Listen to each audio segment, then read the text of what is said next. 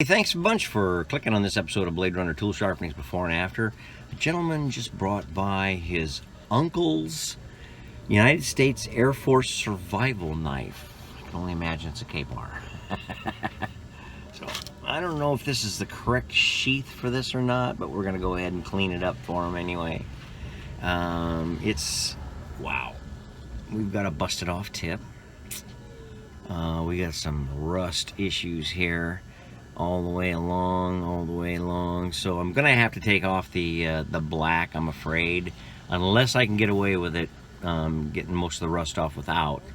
I'm afraid that's gonna happen. And yeah, same here.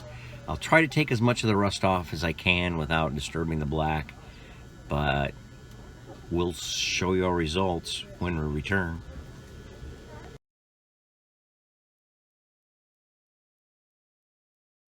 Hey, thanks for hanging in on this episode of Blade Runner Tool Sharpening's Before and After.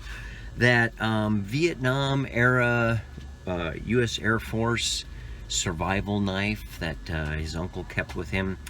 I did finish it up. It doesn't say K-bar on it, but it looks like a K-bar. I did polish up the holster just a little bit, just some of the brass to clean it up, just to keep the rust off of it. Same way with the blade. The blade came out pretty sweet. I got that. I got a tip on that, and the majority of the rust. I didn't really polish this up really super well. It's just the rust is ingrained in there. I'd have to grind it out.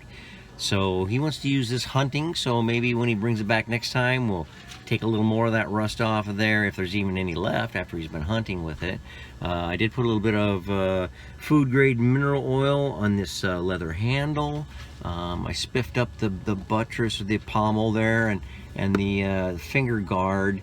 Tried not to take the black off of there as best I could. I did get the rust off, but had to shine up a couple of spots.